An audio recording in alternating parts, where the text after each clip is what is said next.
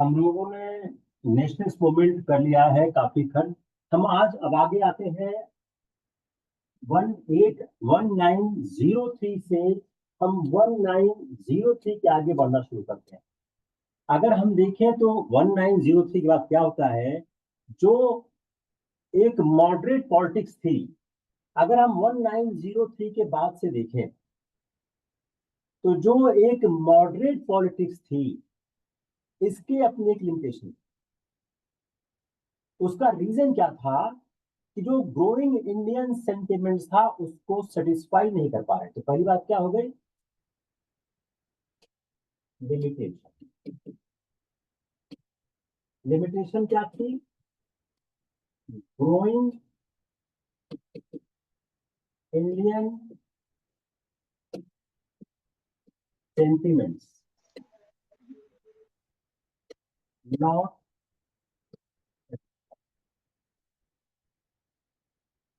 तो जो moderate politics थी इसकी पहली जो सब लिमिटेशन थी, यह जो ग्रोइंग इंडियन सेंटिमेंट्स था इसको सेटिस्फाई करने में असफल हुआ। जो ब्रिटिश गवर्नमेंट का फेल्योर था, जितनी नेशनलिस्ट की इंपॉर्टेंट डिमांड्स थी,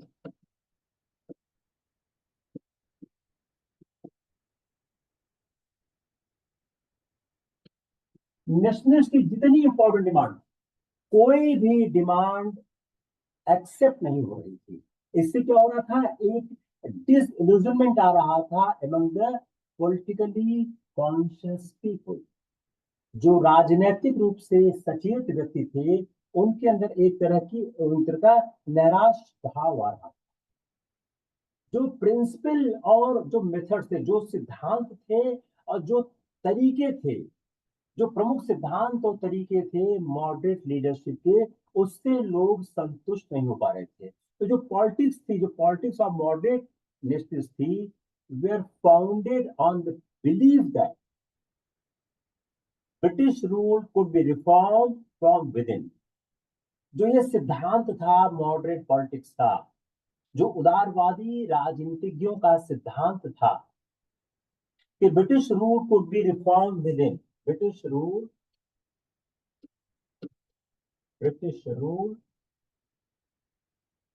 could be reform with in. British का जो शासन है इसमें सुधार लाया जा सकता है। But the spread of the knowledge regarding political and economical questions gradually undermine this. जो ये बिलीफ था,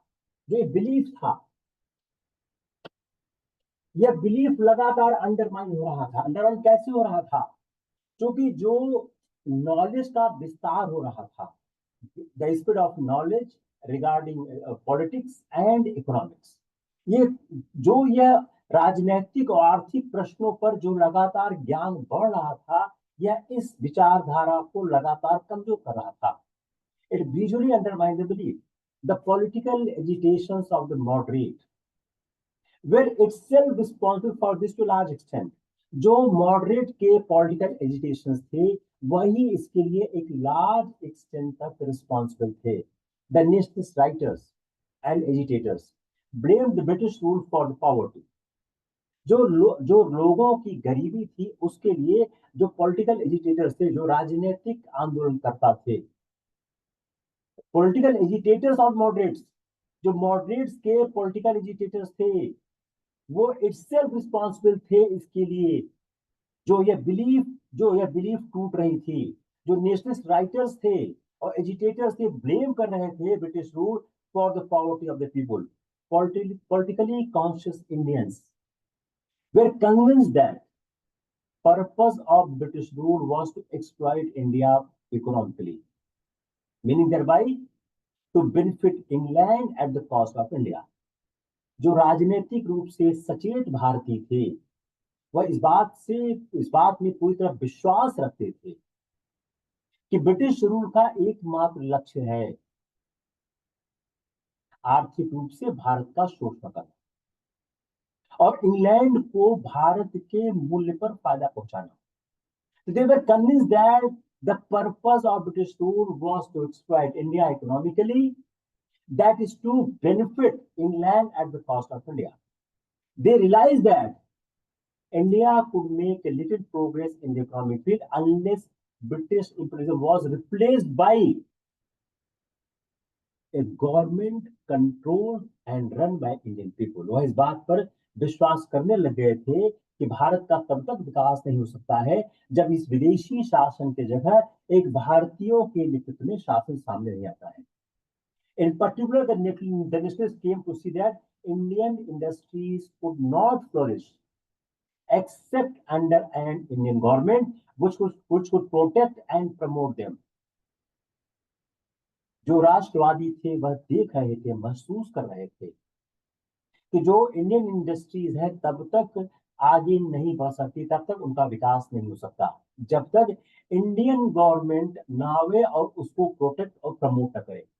The evil economic consequences of foreign rule were consequences of the evil economic consequences of foreign rule were symbolized in the eyes of people by the disastrous famines which ravaged India from 1896 to 900. जो 1896 से 1900 के मध्य जो भारत में अकाल पड़ा, उस अकाल के लिए ब्रिटिश को जिम्मेदार ठहराया गया. इसमें 90 लाख से ज्यादा लोगों की जिंदगी चली गई. तो राष्ट्रवादी हम देख रहे, समझ रहे थे इसके होने का एक कारण है कि हमारे यहाँ एक विदेशी शासन है. जो पॉलिटिकल इवेंट्स हुआ 1892 से 1905 के बीच का पॉलिटिकल इवेंट्स, जो राजनीतिक घटनाक्रम हुआ है 1892-1905 में, disappointed the nationalists and made them think of more radical politics. अब 1892 देखिए, नंबर तब तक नहीं मिलेगा जब तक आप फैक्चुअल नहीं लिखोगे. अब 1892 से 1905 के बीच का घटनाक्रम आपको याद करना पड़ेगा. इसको याद किए बगैर you can not establish that how nationalism grown between 1905 to 1915. 1892 का एक्ट हमने बड़ा डिटेल में किया है, Indian council act 1892 in the last section.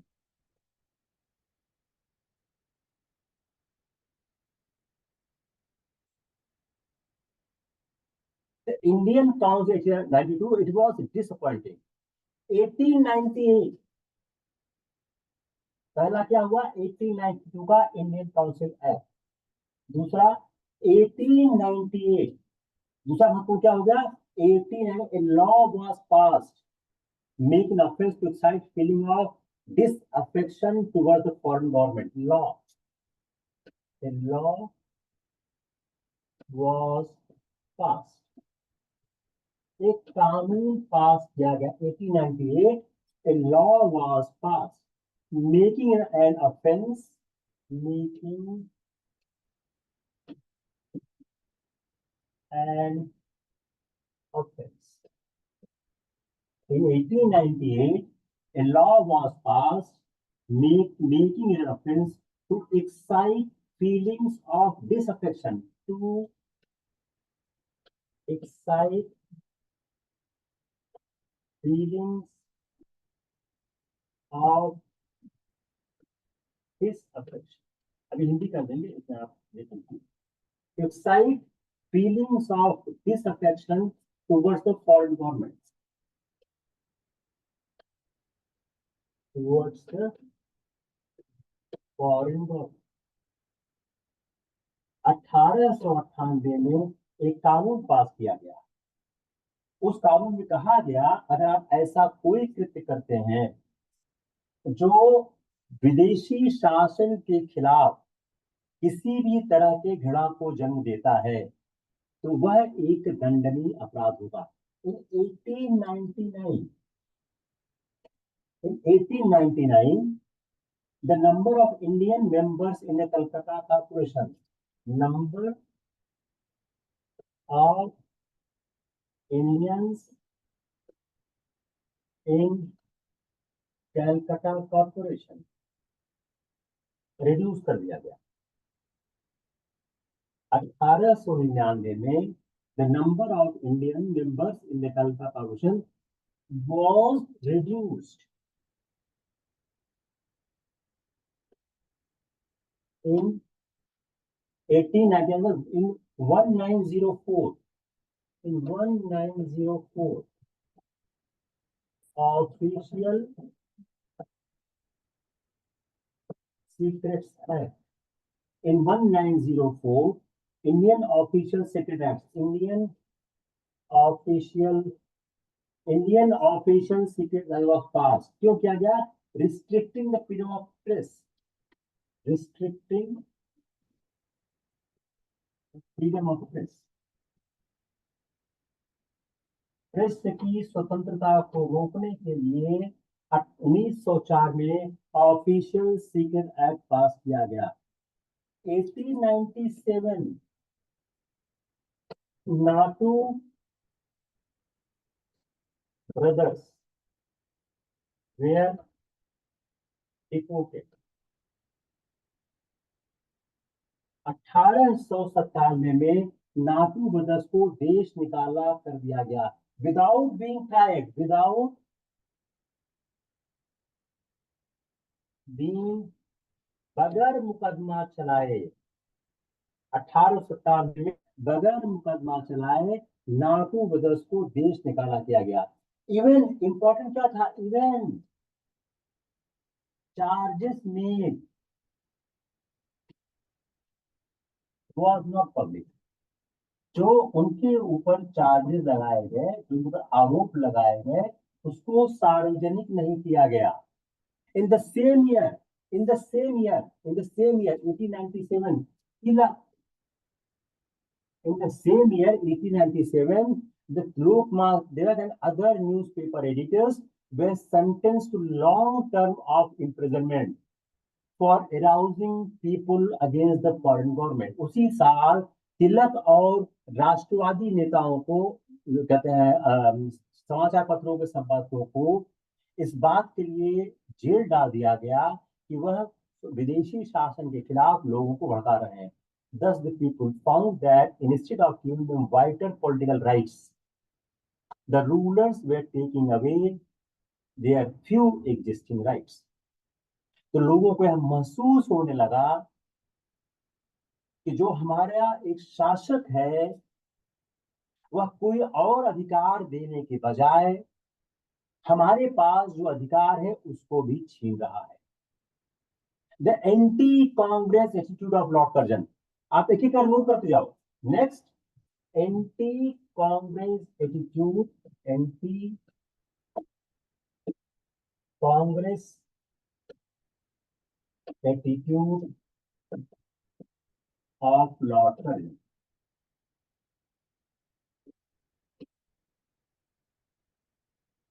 जो कांग्रेस विरोधी लॉर्ड कर्जन का एटीट्यूड था, वह लोगों को कन्विंस कर रहा था, ज्यादा से ज्यादा लोगों को, कि किसी भी तरह की रियायत की बात सोचना वह गलत है, वह सरकार नहीं देगी. The anti-Lord Curzon convinced more and more people that it was useless to expect any political and economic advance as long as British ruled in India. जब तक भारत में ब्रिटिश शासन रहेगा, हम किसी भी तरह की राजनीतिक सुधार की बात सोच नहीं सकते हैं. Even the moderate leader like Gokhale, जो गोखले ऐसे मॉडरेट लीडर थे, वो गोखले ऐसे लीडर की कंप्लेन करने लग गए. Even the moderate leader like Gokhale, they started complaining that the bureaucracy was growing selfish and openly hostile to national aspirations. ये क्या हो गया? राजनीतिक कारण.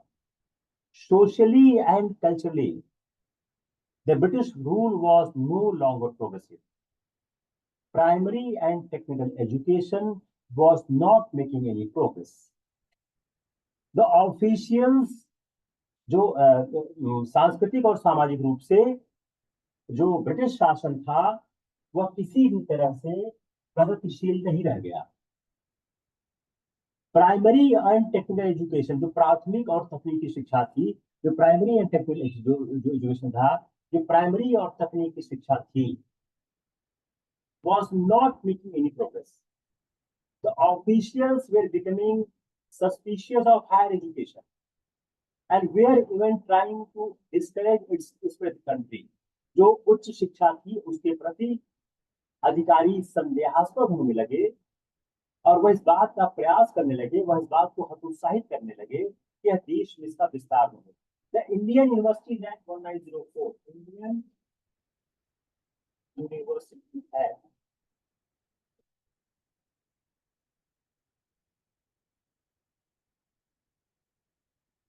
1904. The Indian University Act 1904 was seen by the nationalists as attempt to bring Indian universities under tighter official control. Under tighter official control. Under tighter official control. 1904 के university act को राष्ट्रवादी इस तरह देखने लग गए कि यह एक ब्रिटिश शासन का प्रयास है कि भारतीय विश्वविद्यालयों को सरकार के नियंत्रण में रखा जाए। इससे क्या होगा? To check the growth of higher education. क्यों? To check the growth of higher education.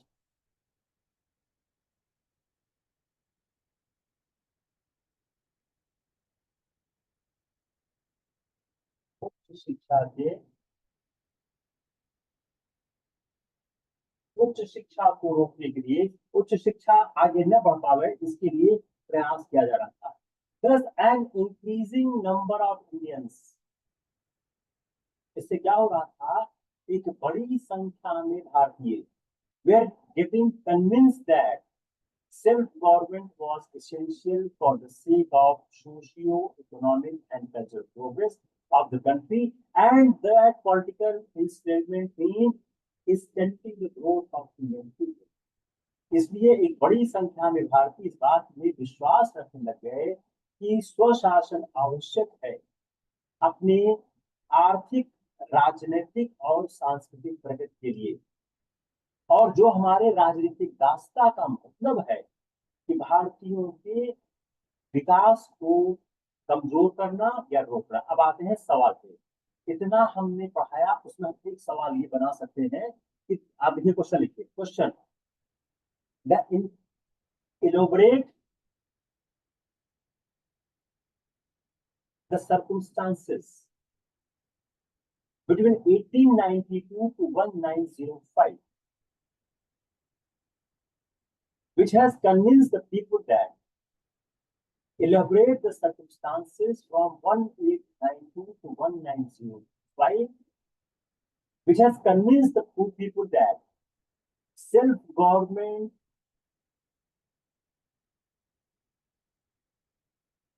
is essential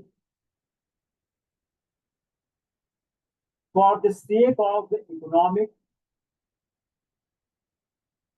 political, and cultural progress of the country, and that political enslavement means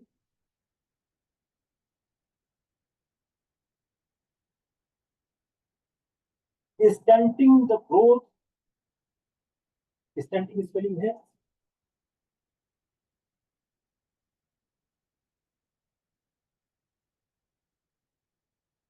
of the Indian people. अब इसको हिंदी कर देते हैं। आप 1892 से 1905 के बीच की उन घटनाओं का उल्लेख करिए जिसने भारतीयों में इस विश्वास को जन्म दिया कि देश की राजनीतिक, आर्थिक और सांस्कृतिक प्रगति के लिए स्वशासन आवश्यक है। राजनीतिक दास्ता का तात्पर्य है, राजनीतिक दास्ता का अर्थ होगा भारतीयों के विकास को अवरुद्ध करना। इतना मैंने पढ़ा है, इस बेस पे आप उसको आंसर कर सकते हैं। तो Indian nationalist in place of, यहां से चेंज हो रहा है, यह बैकग्राउंड है। इस बैकग्राउंड में the Indian nationalist in place of petition and prayers याचिका एवं प्रार्थना started advocating self-respect and self-confidence, आत्मसम्मान और आत्मविश्वास.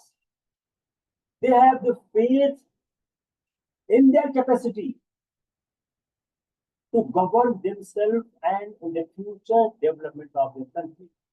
वह इस बात उनको इस बात में विश्वास लगा, उनको अपनी क्षमता में विश्वास होने लगा कि वह अपने आप को शासित कर सकते हैं, जिससे भारत का देश का विकास हो. They preach the message of self-respect and ask the nationalists to rely on the character and capacity of the individual. In contrary to the modern, देखिए यहाँ क्या है, हम फर्क कर रहे हैं, हम एक डिफरेंस बताने की कोशिश कर रहे हैं कि जो बिलीफ था, किसका बिलीफ, मॉडरेट्स का और नेशनलिस्ट का, राष्ट्रवादियों का और उदारपंथियों का जो एक था, जो बिलीफ था कि दे प्रीच, और इस बात का संदेश दे रहे थे, preach the message of the self respect and ask the nationalist to rely on the character and capacity, character चरित्र और क्षमता, character and capacity, to rely upon the character and capacity of the Indian people. In contrary to the moderates, the nationalists were relying on the political consciousness of masses. Political, देखिए एक एक शब्द देखिए कहाँ से, political consciousness, राजनीतिक सचेतना, राजनीतिक चेतना. हम क्या समझाने की कोशिश कर रहे हैं, राष्ट्रवादियों में और जो नरमपंथी थे उनकी विचारधारा में क्या फर्क था. The nationalists were relying on the political consciousness of masses. There was the realization that only the masses could make the sacrifice needed to win freedom. Only the masses could, only masses could make sacrifice. जो हमारा जनसाधारण है, जनजागरण है, हमारा जो जनता है, वह sacrifice कर सकती है जो हमको आजादी प्राप्त करने की आवश्यकता है. By the end of the 19th century, 19वीं शताब्दी के समापन तक, the number of educated Indians have increased perceptively. 19वीं शताब्दी के समापन तक शिक्षित भारतीयों की संख्या बहुत बढ़ने लगी. These educated lot was influenced by the idea of democracy, nationalism, and radicalism. The educated Indians became the best propagators and followers of the militant nationalism because they were low paid or unemployed, and because they were educated in modern thought and politics and in Europe and world history. वह जो educated Indians के साथ क्या हो रहा था, यह best propagator हो गए थे और मिलिटेंट नेशनलिज्म के फॉलोअर हो गए थे. वह लो पेड, अनएम्प्लॉयड, जबकि वो मॉडर्न एजुकेशन के साथ थे, यूरोप और वर्ल्ड की हिस्ट्री को जानते थे, इसलिए वह इस बात से क्षुब्ध थे कि सारी कुछ चीजों के बावजूद वह लो पेड है या unemployed. The thought process of justice was also influenced by the international. अब आते हैं तीसरा, the second important point, international happening. International happening, international. देखिए बगैर फैक्चुअल लिखे मार्क्स नहीं मिलता. जो इंटरनेशनल हैपनिंग्स थी वो कैसे प्रभावित कर रही थी. Rise of modern Japan,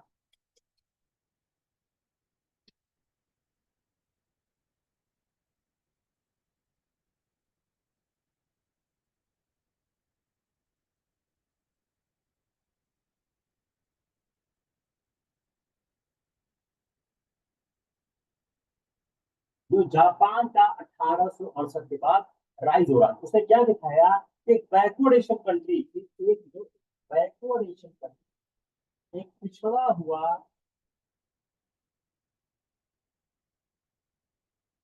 Asian देश, a backward Asian country could develop itself without Western control. In the matter, in a few decades, the Japanese leaders made their country a first-rate industrial and military power. They introduced universal primary education and evolved an efficient modern administration. उन्होंने एक efficient modern administration को किया। जो जो Japan ने किया ये पूरे विश्व में बहुत सराहा गया कि कुछ ही दशकों के दरमियान जापानी के नेताओं ने अपनी कंट्री को क्या किया, फर्स्ट रेट इंडस्ट्रियल पावर बनाया, फर्स्ट रेट इंडस्ट्रियल और military, first industrial military power, first rate industrial military और इंट्रोड्यूस क्या, universal primary education, introduce universal primary education, introduce the universal primary education. उन्होंने एक modern administration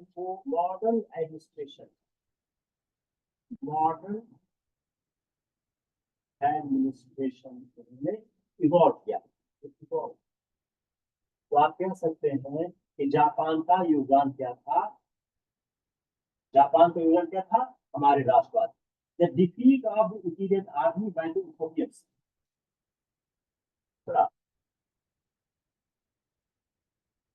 Defeat of Italian army by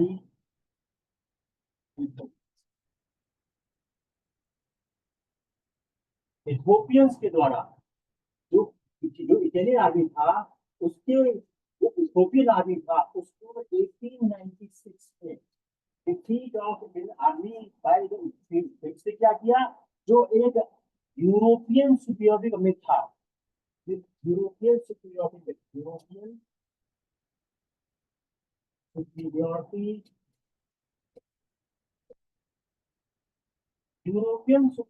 के जिसको उसने पूरी तरह से फिनिश कर दिया। People heard with enthusiasm the news of the victory of a small Asian country was one of the biggest military power of the Europe. Revolutionary movement in the Ireland, Russia, yes, revolutionary movement.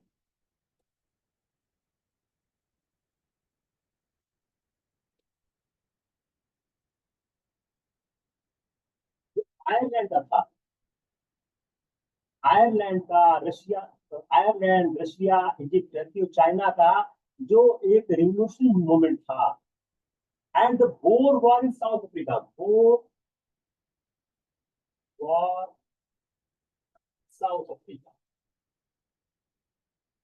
South Africa का Boer war convince Indians that a united people willing to make sacrifices could challenge even the most powerful despotic governments.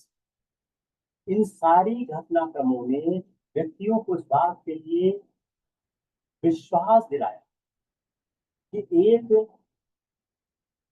एक आपस में शक्तिशाली ढंग से जुड़ी हुई शक्ति जो किसी भी त्याग और बलिदान को तैयार है, वो सबसे मजबूत अधिनायकवादी संस्था से संघर्ष कर सकती, इसको हरा सकती। These incidents, these four, the defeat of an army by Ethiopians, which has spread the European square concept, revolutionary movement in Ireland, Russia, Egypt, Turkey, and China, and the Boer War in South Africa, convinced the Indians that a united people willing to make sacrifices could challenge even the most powerful despotic government. What was needed? जरूरत क्या था? What was needed more than anything else? Spirit. क्या जरूरत क्या था? What was needed? Spirit. किसका? Patriotism. इसकी जो है patriotism and self sacrifice.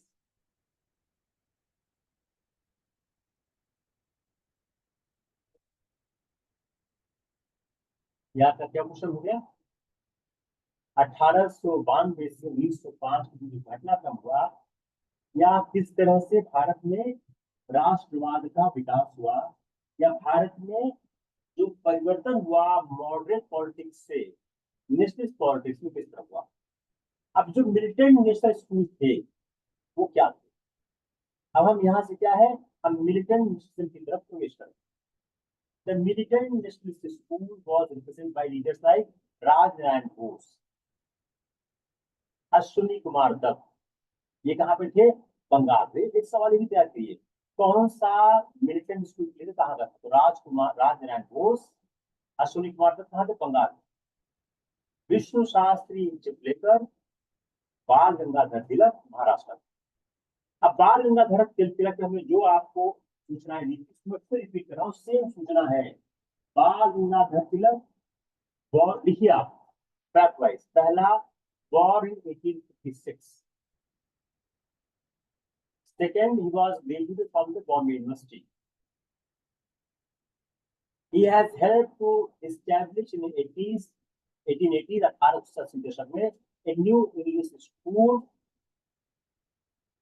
which later became the Ferguson College. Next point, from 1889, he edited the Kesari, a newspaper which was in Marathi, and preached nationalism in its columns. And he taught people to become courageous, self-reliant, and selfless fighters in the cause of Indian independence. तिलक का जन्म 1856 में हुआ. वो बॉम्बे विश्वविद्यालय के स्नातक थे. उन्होंने 1880 के दशक में एक नया अंग्रेजी स्कूल खोला जो बाद में फर्गुसन कॉलेज के नाम से जाना गया. 1889 में उन्होंने केसरी का संपादन किया जो मराठा में था, जो मराठी भाषा में था, और उन्हें राष्ट्रवाद का संदेश दिया अपने उस केसरी पत्र के कॉलम में, और लोगों को सिखाया to become courageous, self reliant and selfless fighter the cause of Indian independence. भारतीय स्वतंत्रता के संग्राम में वो आत्मनिर्भर बने, वो साहसी बने और त्यागी बने. In 1893, देखिए फैक्ट जरूरी है, 4-5 फैक्ट डाल देते हैं. 1893 he started using the traditional religious festival Ganpati उत्सव. गणपति उत्सव क्यों स्टार्ट किया? to propagate nationalist ideas through songs and speeches. In 1895, कहीं कहीं मेरे लेक्चर में शायद कुछ आगे पीछे लीक हो जाती है, लेकिन सही डेट यही है. 1893 Ganpati. 1895 he has started Shivaji festivals to stimulate nationalism among young Maharashtrians by holding up the example of Shivaji for emulation. अब देखिए दोनों फर्क है. ये क्या है? गणपति अपनी कॉपी में अलग लिखे, गणपति शिवाजी. दोनों क्यों आरंभ किए गए? दोनों के लक्ष्य अलग अलग थे. गणपति फेस्टिवल क्या था? Propagate nationalist ideas through songs and speeches. तो 1893 गणपति का लक्ष्य क्या था? टू प्रोपोगेट नेशनलिस्ट आइडियाज, राष्ट्रवादी विचारों का प्रसार करना through songs and speeches. 1895 he started Shivaji festival. इसमें क्या था? तो स्टिमुलेट नेशनलिज्म. इसमें क्या था? प्रोपोगेट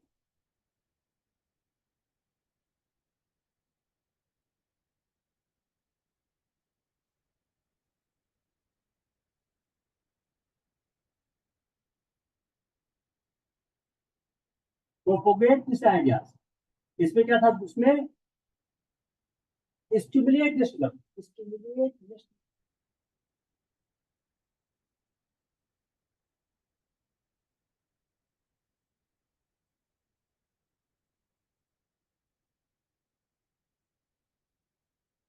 पहले वाले में क्या था, प्रोपोगेट नेशनल आइडियाज कैसे, by speeches, songs and speeches, by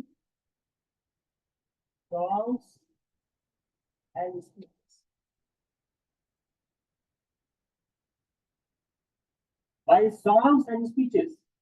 इसमें क्या रहा था, example, by example of Shivaji, Shivaji के उदाहरण। इतना फाइन डिस्टिंक्शन है आप देखिए, by example of Shivaji, Maharashtra के यूथ में 1896-97, in 1896-97 he initiated no tax, he initiated no tax campaign Maharashtra में। he asked the famine stricken peasant of Maharashtra, Maharashtra के अकाल से प्रभावित किसानों से उन्होंने कहा to withhold the payment of land revenue if their crop failed, अगर उनकी फसल नहीं हो रही है तो वह पेमेंट न करें। इन 1897 on the charge of spreading hatred and disaffection against the government he was arrested। 1897 में वो उनको अरेस्ट किया गया इस आरोप में कि वो सरकार के खिलाफ घृणा फैला रहे हैं। he refused to apologize to the government and was sentenced to 18 months rigorous imprisonment। उन्हें 18 महीने की सजा को उन्होंने भोगा। At the dawn of the 20th century, 20वीं शताब्दी के आरंभ होते समय, the school of nationalist movement found a favorable political climate।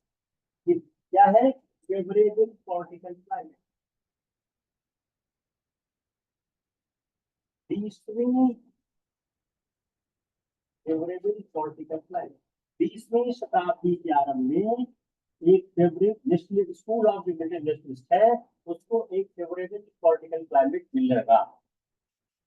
और second stage of nationalist movement start. अब देखिए फिर सवाल, देखिए question, elaborate the incidences and events which has given a favorable political climate to lead the second stage of national movement।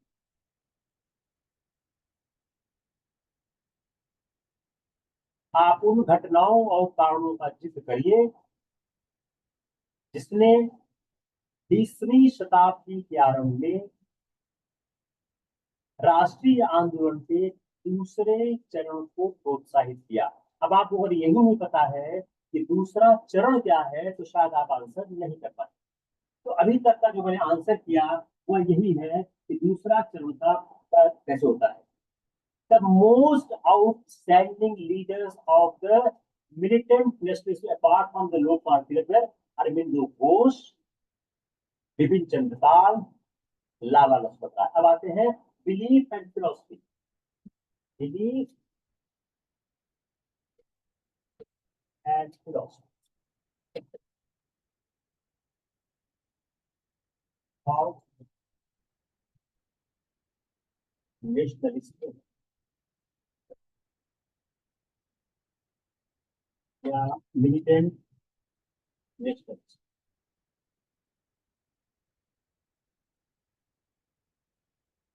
इनकी belief क्या थी, इनकी फिलोसफी क्या थी।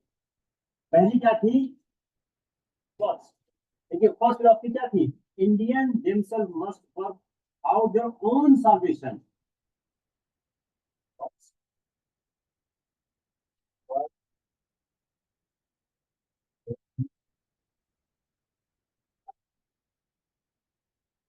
पहला क्या हो गया, the Indians themselves must work out their own salvation and make the effort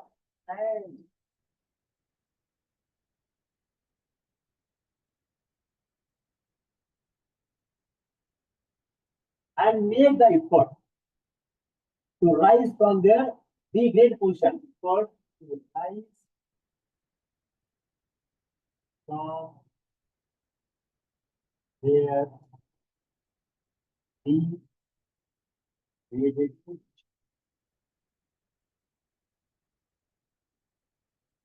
भारतीय अपने आप में खुद सेक्रीफाइस करें, अपने मुख के लिए खुद प्रयास करें। दूसरा, ग्रेट सेक्रीफाइस सफरिंग नीडेड। दूसरा, great sacrifice and suffering needed. Great sacrifice and suffering. एक बड़ा त्याग और पीड़ा को झेलने की आवश्यकता है। जो उनकी स्पीचेस हुई, their speeches and writing. Third, their speeches and writings.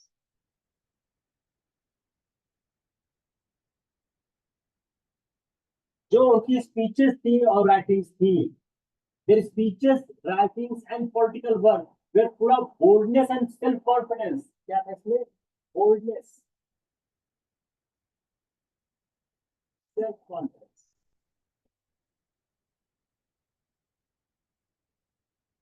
उनकी स्पीचेस में, राइटिंग्स में, उनके वर्क में बोल्डनेस था और सेल्फ कॉन्फिडेंस था। इसमें बोल्डनेस था और सेल्फ कॉन्फिडेंस था। No personal sacrifice too great for the country. No personal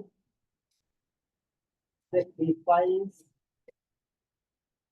is too great for the country. ऐसा कोई भी त्याग नहीं है, ऐसा कोई भी व्यक्तिगत त्याग नहीं है जो देश हित से ऊपर बढ़ती है। They denied the Indian to progress under the benevolent guidance. Denied benevolent guidance.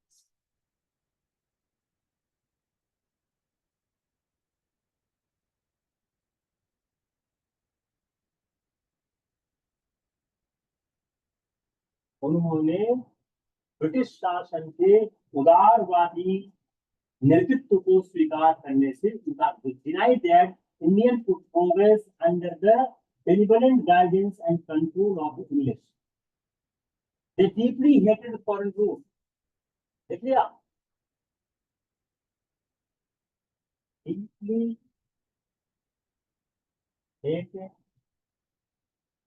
foreign rule. They deeply hated foreign rule. जो विदेशी शासन है उससे वो घृणा करने लगे थे।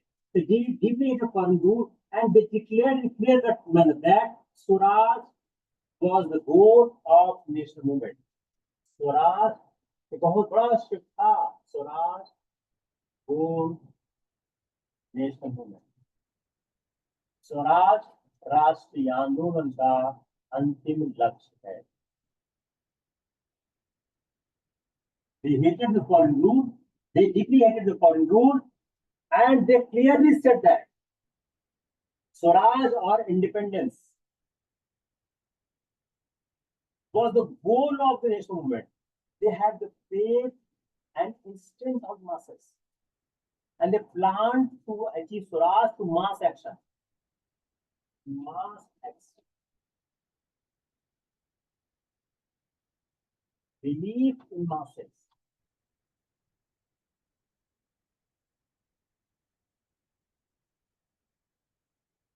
स्वराज सिर्फ प्राप्त हो सकता है मासेस के, जनता के समर्थन और सहयोग से। देख लिया? आठवां, direct political action by masses. सीधी कार्रवाई, जनता के द्वारा सीधी कार्रवाई। They press for political work among the masses and for direct political action by masses. यहाँ से आता है एक बहुत महत्वपूर्ण चीज, जो पार्टीशन ऑफ बंगाल। अब हम आते हैं partition of Bengal. Partition of Bengal तो समझ में आ रहा होगा आप लोगों को।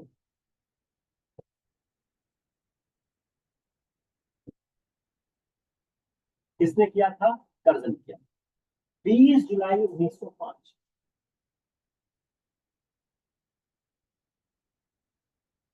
20 जुलाई 1905 उसमें क्या हो गया? लॉर्ड कर्जन ने एक ऑर्डर इशू किया, dividing the province of Bengal into. Bengal को उन्होंने दो भाग किया।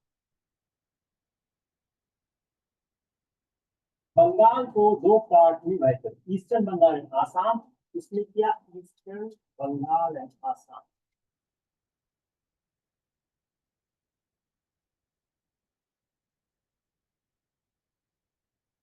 पहले पार्ट में क्या किया?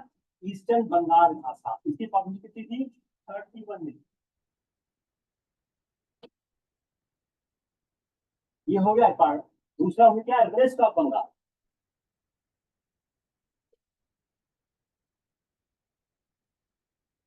इसकी आबादी कितनी थी? 54।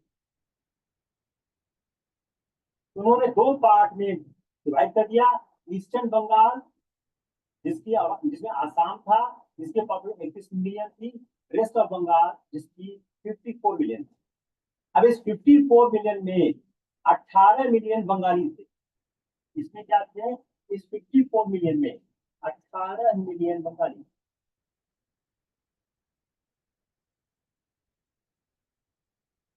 इस 54 मिलियन में 18 मिलियन बंगाली थे, और 36 बिहारी और उड़ीसा। 36 मिलियन थे Bihari and Orissa.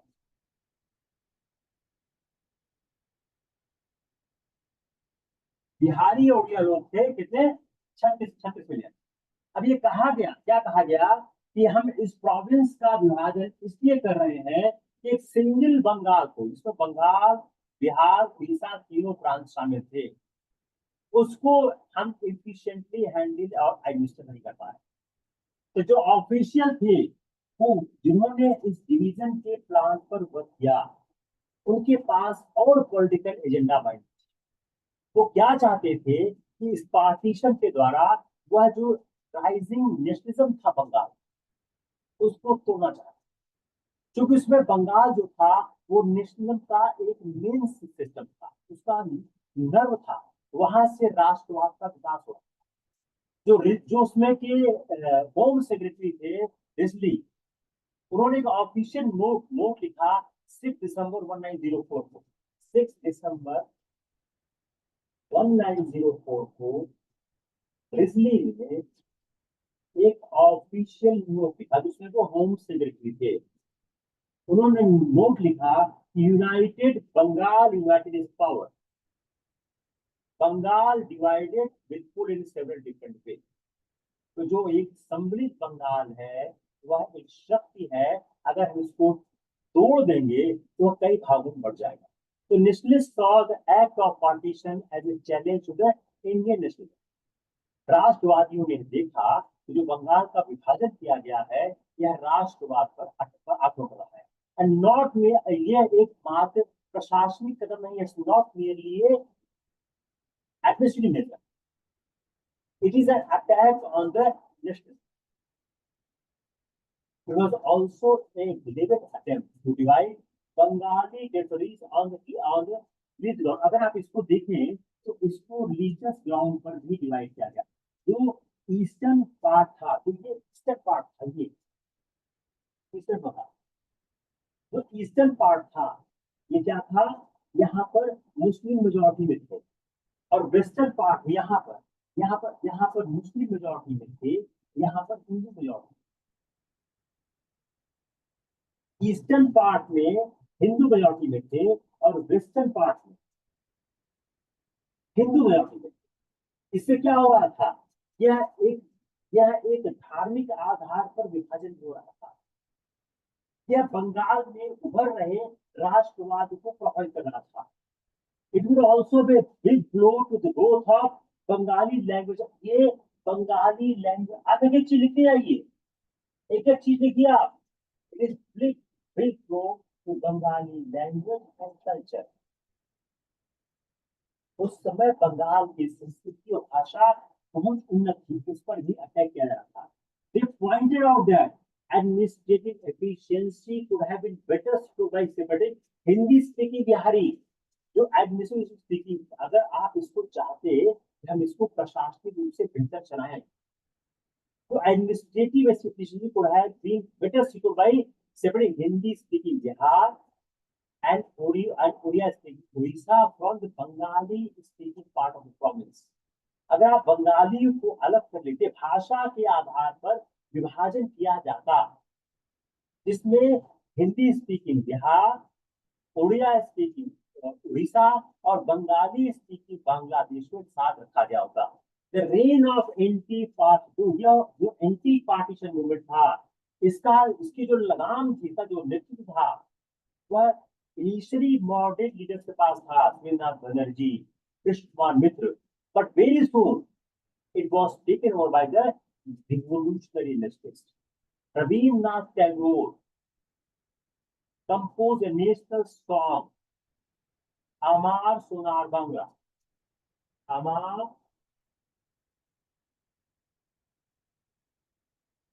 Sonar Bangla। Rabindranath Tagore ने एक सॉन्ग बनाया, नेशनल सॉन्ग, अमार सोआ बंगला, फॉर दिस ओकेजन। यही सॉन्ग 1971 में नेशनल एंथम हुआ बांग्लादेश। यही सॉन्ग 1971 में बांग्लादेश का राष्ट्रीय गीत बन गया, नेशनल एंथम बन गया, जब वो आजाद हुआ। आनंद मोहन बोस, दूसरा Anand Mohan Bose,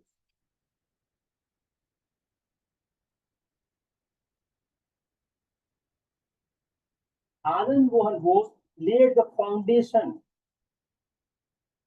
of Federation Hall to mark the indestructible unity of Bengal। Bengal की अविभाज्य एकता के नाम पर उन्होंने फेडरेशन हॉल की आधारशिला रखी। He addressed a crowd of 50,000। वह एक बहुत बड़ी संख्या थी उस समय के हिसाब से। एन इम्पोर्टेंट, उसके बाद स्वदेशी आंदोलन का आविष्कार हुआ, स्टार्ट हुआ। An important aspect of the स्वदेशी movement was the emphasis placed on the self-reliance और आत्मशक्ति। Self-reliance means self-reliance or आत्मशक्ति। What means self-reliance? Meaning assertion of national dignity, honor and self-confidence। National dignity, honor and self-confidence। In the economic field,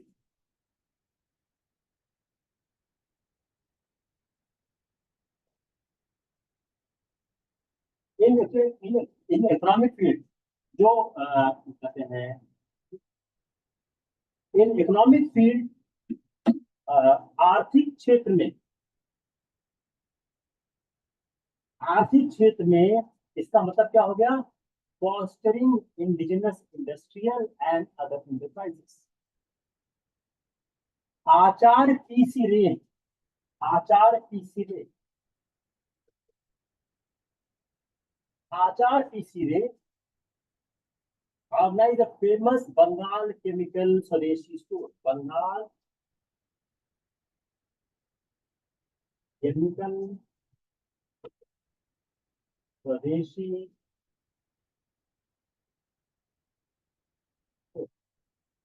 PC ने start किया, Bengal chemical swadeshi store.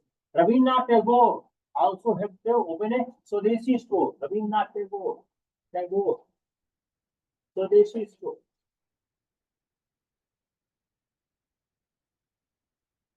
He also opened a swadeshi store।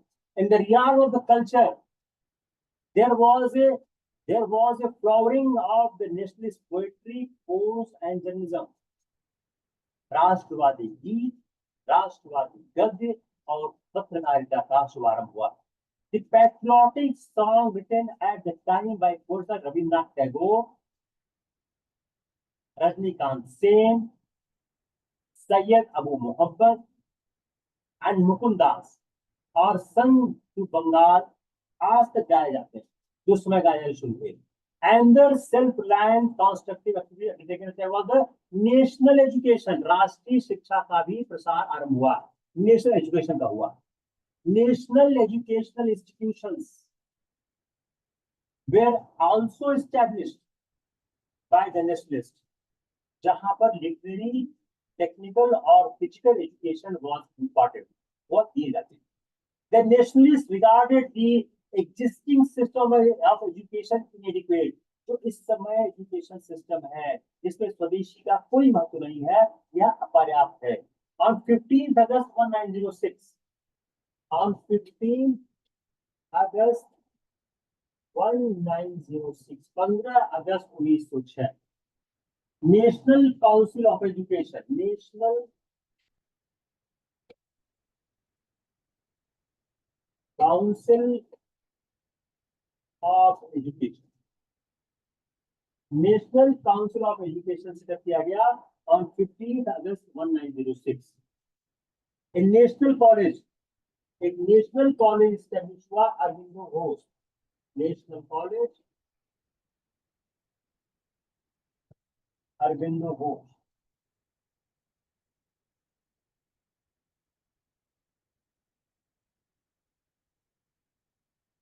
ये क्या थे, इसके principal बने. कहाँ start हुआ, कलकत्ता में. There was wide participation at this Swadeshi agitation and traditionally home center, especially home center जो women थी, जो घरों में स्त्रियां थी, अर्बन मिडिल क्लास थी, उन्होंने ज्वाइन किया प्रोसेशन में और धरने में बैठना शुरू किया. From this moment, women started participating in nationalism. ये आपका अच्छा पॉइंट मिल गया. जो आपके जीएस में एक पार्ट है वुमेन्स लिबरेशन का या महिलाओं की भागीदारी का, उससे आपको एक लीफ यहाँ से मिल रहा है. Many prominent Muslim leaders joined the Swadeshi movement, including Abdul Rasool, the famous barrister, Liaquat Hussain, the popular agitator, Rajanvi, the businessman, Maulana Abul Kalam Azad. Many other middle and upper class people, बहुत से middle और upper class जो मुस्लिम थे, many other middle and upper class Muslims, however, remain neutral, led by Nawab of Dhaka. अब नवाब ढाका क्यों रहे? Who was given a loan of 14 lakh by the government of India. उनको 14 लाख का लोन दिया था भारत सरकार ने. Even they supported the partition on the plea that East Bengal would have a Muslim majority. Lord Curzon also declared that one of the reasons for the petition was to invest the Mohammedans Eastern Bengal से मुसलमानों में वह निवेश किया जाए, इसके लिए उन्होंने सपोर्ट किया और वो मुसलमानों का समर्थन चाहते थे. अब ग्रोथ ऑफ मिलिटेंसी कैसे हुई? ड्यू टू, अब now let's come the growth of militancy. Growth of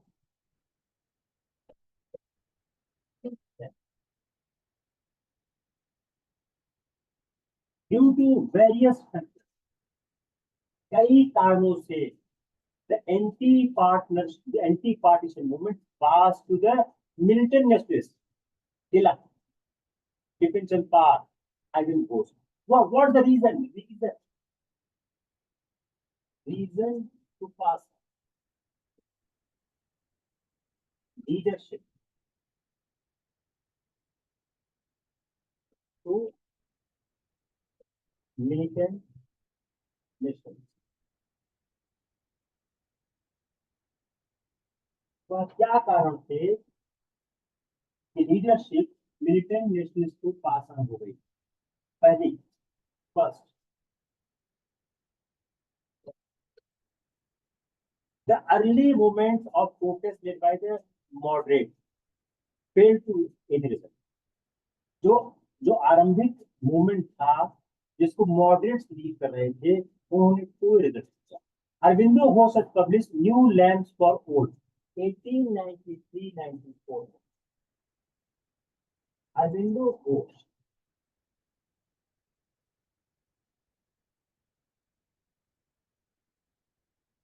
इन्होंने पब्लिश किया new lamps for old, new lamps for old in 1893-94। in 1893-94 he preached in 1893-94। जो जो अर्ली मूवमेंट था, अरविंद घोष ने पब्लिश किया new lamp for old. in 1893-94 he described the power of the priesthood government on issue of this council and simultaneously examine in India is playing with bubbles। उन्होंने बोला कि जो आपकी मांग हो रही है कि नेशनल काउंसिल में सुधार किया जाए या भारत में और लंदन में एक साथ परीक्षा कराई जाए, आप बबल्स के साथ लेकर, इसका कोई बड़ा फायदा नहीं होता। जो आप प्ली करके मांग रहे हैं सब कुछ मिलने वाला है। अश्विनी कुमार दत्त टर्म कांग्रेस 3 दिन का तमाशा, ये आ चुका सवाल। अश्विनी कुमार दत्त टर्म कांग्रेस 3 दिन का तमाशा। कांग्रेस कुछ नहीं करती है।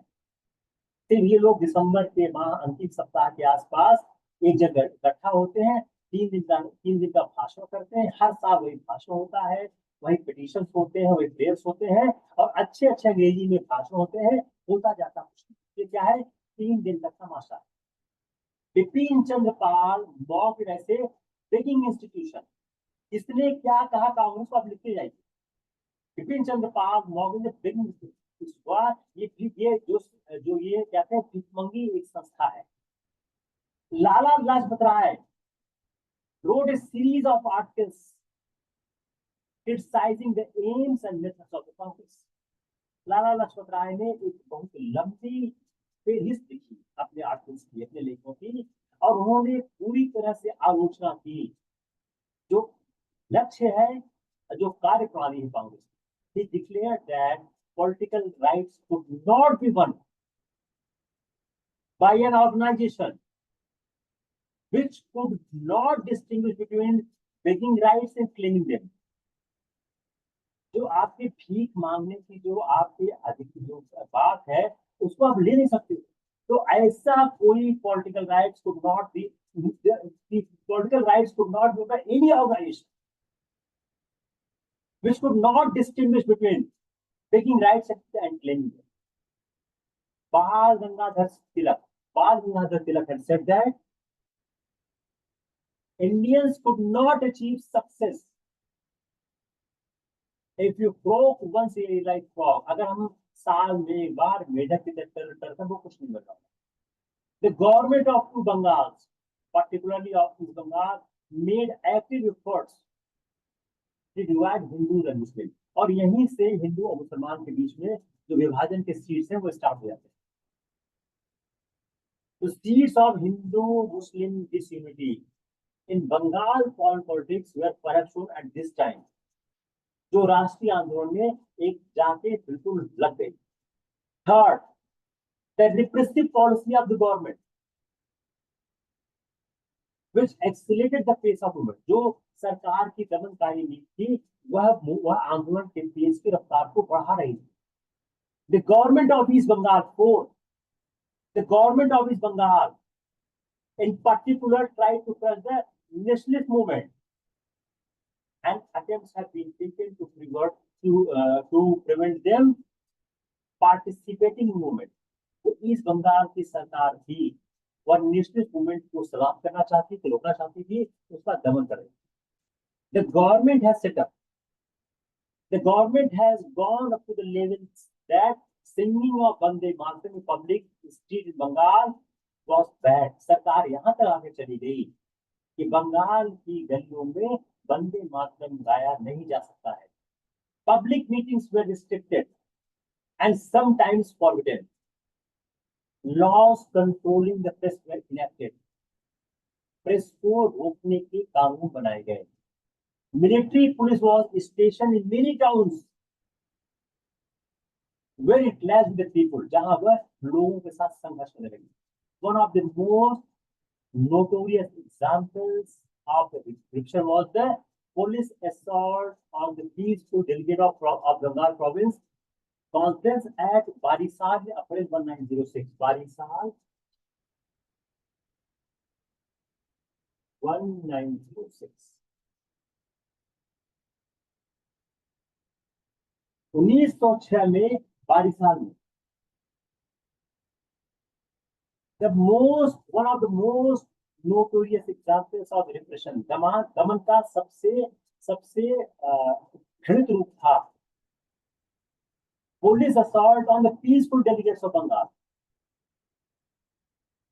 जो बंगाल प्रोविंशियल कॉन्फ्रेंस के पीसफुल डेलीगेट थे बारिसाल में, उनमें क्या है, इन दिसंबर 1908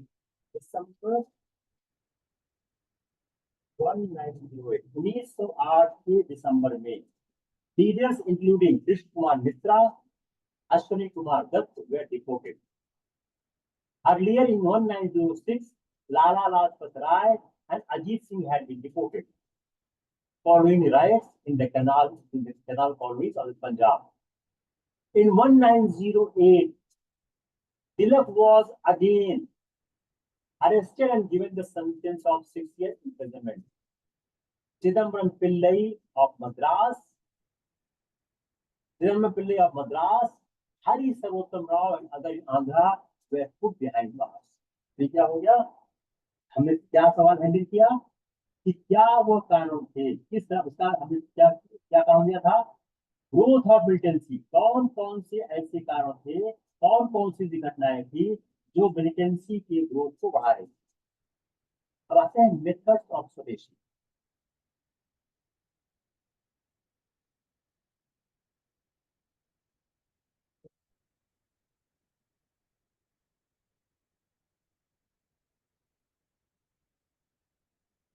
स्वदेशी के मेथड क्या थे, what was the method of the स्वदेशी.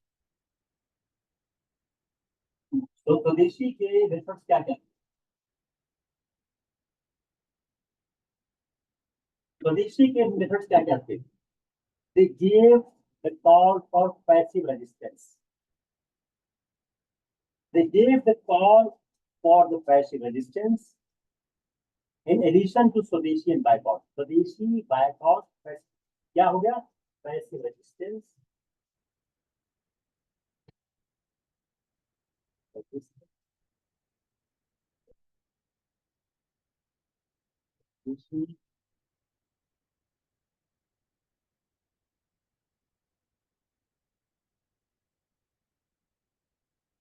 क्लियर. उन्होंने स्वदेशी और बायकॉट के बाद उन्होंने they gave the call for passive resistance in addition to Swadeshi and boycott. They asked the people to refuse to cooperate with the government and to boycott government services. जो गांधी ने बाद में किया था वही हो गया था. They asked the people to refuse to cooperate with the government and to boycott the government services, the courts, government schools, colleges, municipalities, legislative councils, and thus as Arvind Ghosh ने क्या बोला, to make the administration under present condition impossible. The nationalists tried, जो nationalists थे उन्होंने क्या प्रयास किया, they tried to transform the Swadeshi and anti-partisan agitation into a mass movement and gave the slogan of independence from foreign rule. Arvind Ghosh openly declared, उन्होंने साफ साफ कहा, political freedom is like breath of a nation. राजनीतिक स्वतंत्रता इस देश की प्राण वायु है. Thus the question of the partition of Bengal became secondary. The question of partition of Bengal became secondary one, and the question of India's freedom became the central question of Indian politics. जो उस समय की राष्ट्रीय राजनीति थी उसमें यह central point हो गया. The militant nationalists also gave the call for self-sacrifice without which no great aim could be achieved. Shortcomings of the movement. Shortcomings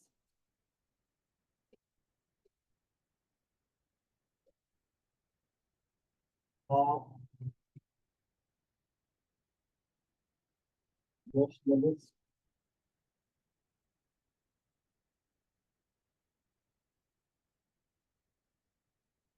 जब मेरे जो हमारे मिलिटेंट नेशनलिस्ट थे, they failed to give a positive lead to people. Failed to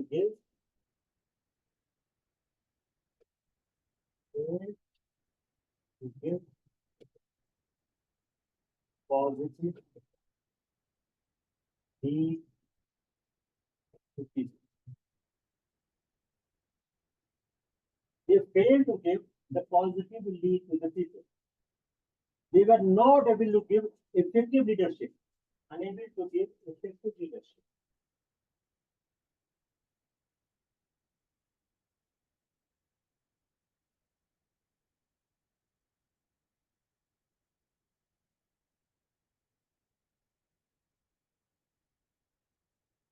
Unable to give effective leadership. They were not able to give the effective leadership to create an effective organization to guide their movement. They aroused the people, but did not know. उन्होंने लोगों को अंदर ऊर्जा तो भरी. They aroused people, but did not know how to harness or utilize the newly released energies of the people,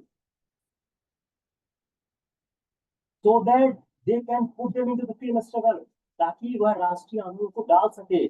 passive resistance and non cooperation, यह एक ideas ही रह गए. Passive resistance and non cooperation remain mere ideas. They also failed to reach the real masses. जो real masses थे, they failed to reach to the real masses of the country. वो कौन थे? peasants, किसानों मजदूरों तक नहीं पहुंच सके. Their movement remained confined to the urban lower and middle class people. Urban lower class, middle class and middle class. They had come to a political dead end by the beginning of 1908. 1908 के आते आते उनका आंदोलन क्या है? एक dead end पे आ गया. Consequently, the government succeeded to large extent in suppressing them. Their movement could not survive. जो उनका movement है वह survive नहीं कर सका. The arrest of their main leaders, Tilak, and retirement of Bipin Pal, Arvind Ghosh from the politics. इससे वह उभर नहीं पाया. कंट्रीब्यूशन क्या है मिलिटेंट पॉलिटिक्स का जो एक मिलिटेंट का कॉन्ट्रीब्यूशन पहला around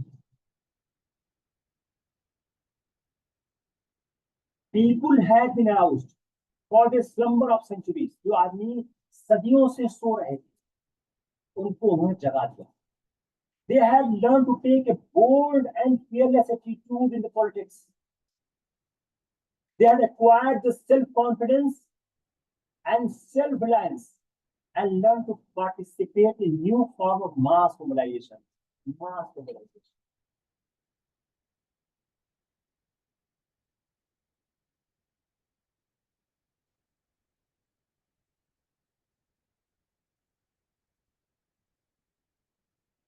New form of the mass mobilization and political action. दूसरा, they now waited for a new movement. अब क्या है? ये लोग इतने जागृत हो चुके थे. They now waited for a new movement to arise. They were able to learn valuable lessons from their experiences. जो गांधी जी का आंदोलन आगे आ रहा था उसका लोग इंतजार कर रहे थे.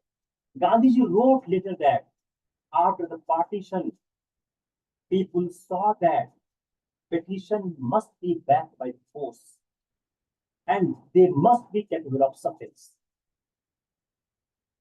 कि जो याचिकाएं हैं उसके पीछे एक शक्ति होनी चाहिए. Fourth,